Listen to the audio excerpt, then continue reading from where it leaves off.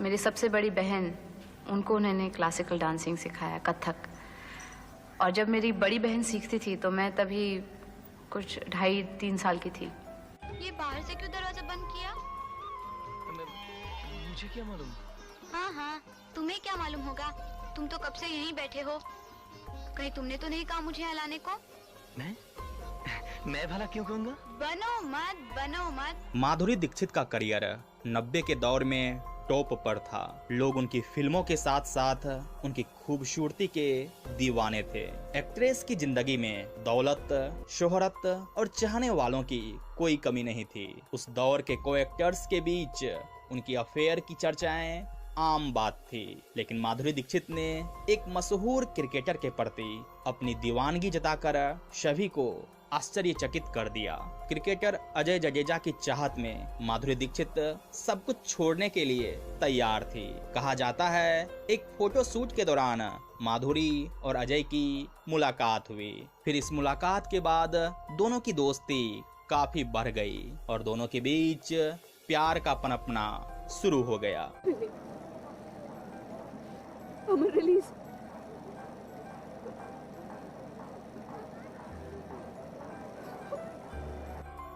ये तुम कह रही हो मधु? तुम? हाँ, मैं कह रही हूँ, क्योंकि वो हादसा मैंने अपने आप पर बर्दाश्त किया था। कहा यह भी जाता है कि अजय जडेजा को फिल्म में लाने के लिए माधुरी ने फिल्म निर्माताओं से उनकी सिफारिश की थी। माधुरी दीक्षित और अजय जडेजा की प्रेम कहानी का अंत हालांकि अच्छा नहीं हुआ। दोनों की जिंदगी में कभी परिवार तो कभी हालात विलेन बनकर रुकावटें पैदा करते रहे। दरअसल अजय जडेजा एक शाही परिवार से हैं, जो माधुरी दीक्षित के साथ उनके रिश्तों के खिलाफ थे। तो दूसरी ओर माधुरी दीक्षित सामान्य परिवार से ताल्लुक रखती है। दोनों परिवारों के बीच इन कारणों से कभी भी ये रिश्ता आगे बढ़ नहीं पाया और फिर दोनों एक दूसरे से दूर हो गए। अजय से दूरी के बाद माधुरी दीक्षित ने श्रीराम नेने से साल 1999 में शादी कर ली। एक इंटरव्यू में माधुरी दीक्षित ने बताया, श्रीराम नेने से उनकी पहली मुलाकात एक पार्टी में हुई थी।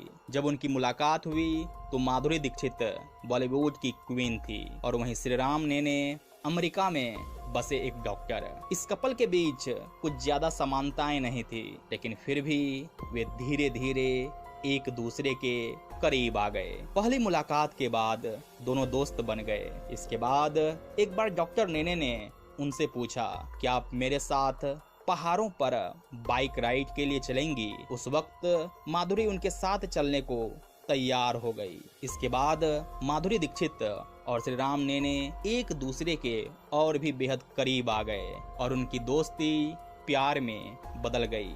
इसके बाद दोनों ने कुछ वक्त एक दूसरे को डेट किया और फिर शादी का फैसला ले लिया। नहीं काली बाबू, अगर आप कर सकते तमाशा तो तवायफों की जरूरत ही क्या थी? उस बाजार में एक कोठा आपका भी होता। ये तो तुम भी जानते हो, सारा गांव भी जानता है।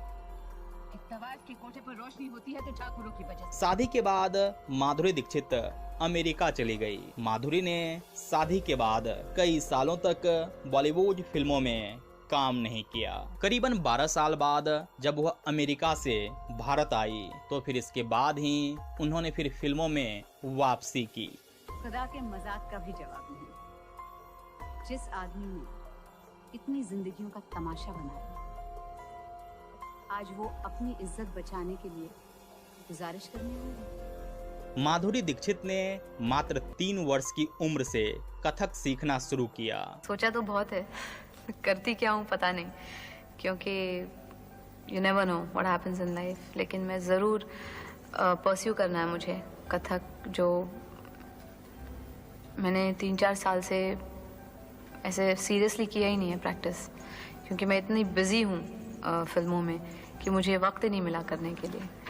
तो मैं डिवोट करना चाहूँगी, क्योंकि मेरे लाइफ के 8 साल जो मैं सीखी हूँ वो वेस्ट नहीं जाना चाहिए। उन्होंने अपनी पढ़ाई डिवाइन चाइल्ड हाई स्कूल से पूरी की। उसके बाद उन्होंने मुंबई के कॉलेज में एडमिशन लिया, जहां उन्होंने माइक्रोबायोलॉजी विषय रखा। दरअसल वे माइक्रोबायोलॉजिस्ट बनना चाहती थी। हालांकि कोर्स शुरू होने के 6 महीने बाद ही उन्होंने पढ़ाई छोड़कर फिल्मी दुनिया में करियर बनाने का फैसला कर लिया। फिर हाय हाय, जब दूसरे डाकू को यूं पटक दिया गया, तब तीसरे डाकू ने पीछे से आके तलवार उठाई मारने के लिए।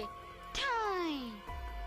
एक ही गोली में दुश्मन खत्म। दोस्तों, आज के इस वीडियो में बस इतना ही। अगर वीडियो पसंद आई हो तो लाइक, शेयर और सब्सक्राइब करते हुए कमेंट बॉक्स में अपना विचार रखेंगे। बेहद आभार हमसे जुड़ने के लिए।